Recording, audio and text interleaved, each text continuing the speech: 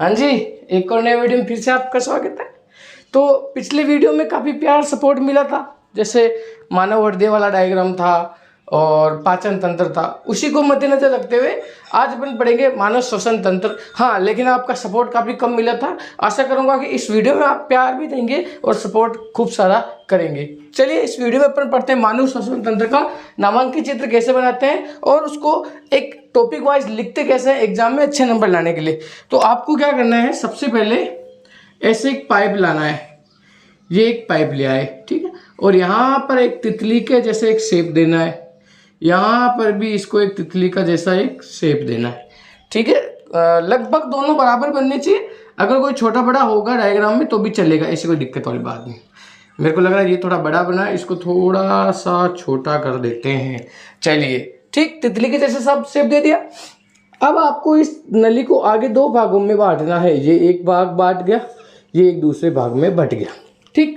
अब ये जो नली आई है, इसकी बहुत सारी शाखाएं बनानी है, जैसे पेड़ में रहती है।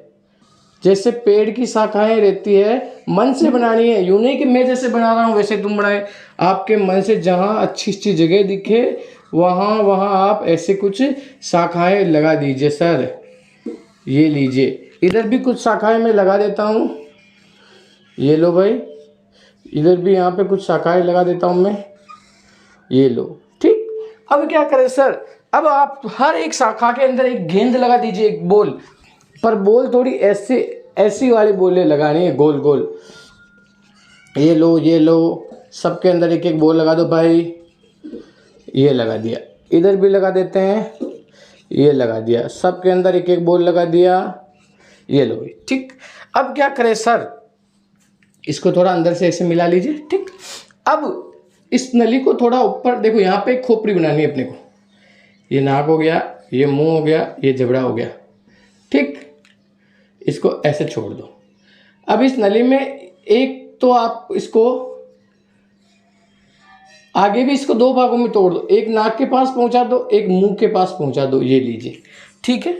अब आपको इसका नामकरण करना है। तो सबसे पहले ये जो है नाक वाली नली, यहाँ पर इसको बोलते हैं नासा द्वार। क्या बोलते हैं मेरे भाई? नासा द्वार, ठीक। नासा द्वार के बाद कंठ या ग्रसनी। यहाँ देखोगे, देखो यहाँ पर आपको ऐसे रिंग दिखेगी, यानी चूड़ियाँ जैसे दिखेगी यहाँ पे, तो इसको बोलते हैं कंठ। यहाँ पर या कंठ या ग्रसनी, इसको बोलते हैं अपन ग्रसनी, ठीक है। उसके बाद ये जो नली है ये पूरी, इसको श्वास नली बोलते हैं। क्या बोलते हैं? इस नली को बोलते हैं अपन श्वास नली, ठीक। अब ये जो श्वास नली दो भागों में बटी है, ये दोनों ही, जैसे मैं इसको रेड कलर से बता रहा हूँ, यहाँ तक ये जो दो भागों में बटी है, इन दोनों भागों को अपन अलग अलग रूप से बोलते हैं श्वसनी। क्या बोलते हैं सर? श्वसनी। इनको आप नामकरण दे दीजिए श्वसनी। ये आ गया आपके श्वसनी, ठीक है मेरे भाई। अब क्या करना है, अब ये जो ब्रांचें बटी है, पेड़ की शाखा में बहुत सारी आई है, ये वाली, जैसे मैं इसको रेड कलर में बता रहा हूँ, ये शाखा, ये अंदर ये शाखाएं, इन शाखाओं को अपन क्या बोलेंगे सर? श्वसनिकाएं। क्या बोलेंगे? श्वसनिकाएं। तो यहाँ लिख दीजिए श्वसनिकाएं,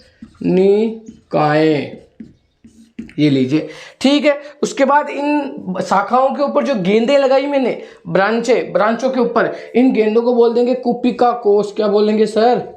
कुपिका कोष। और एक चीज इसमें बच गई है सर, इसमें अब आपके नीचे एक डायफ्राम भी रहता है। डायफ्राम का काम क्या होता है अभी मैं बताऊंगा, लेकिन आपको ये डायग्राम में बताना है। डायफ्राम।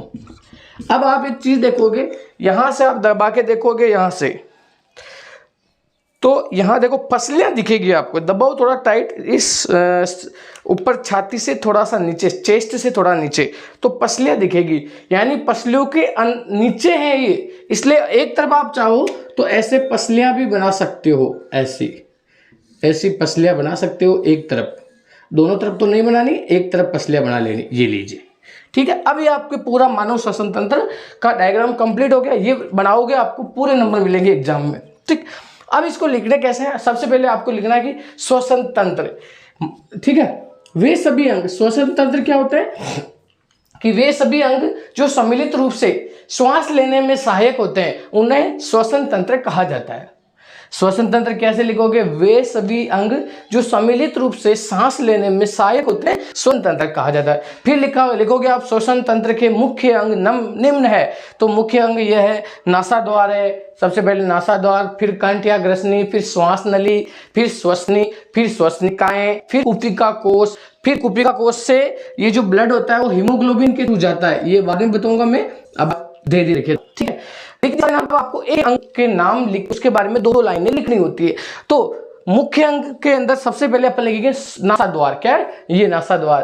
तो नासाद्वार का क्या काम होता है? अपन लिखेंगे कि सबसे पहले वायु अपने नासाद्वार में प्रवेश करते हैं, यहां से ये वायु जो है शुद्ध रूप से अंदर जाती है, यानी कि जो छोटे छोटे धूल के कण होते हैं वो यहीं रुक जाते हैं और जो शुद्ध वायु होती है वो अंदर चली जाती है। अब लिखेंगे, हेडिंग लेंगे कंठ या ग्रसनी। इसमें लिखेंगे कि इसके बाद वायु कंठ या ग्रसनी से होती हुई श्वास नली में प्रवेश कर जाती है।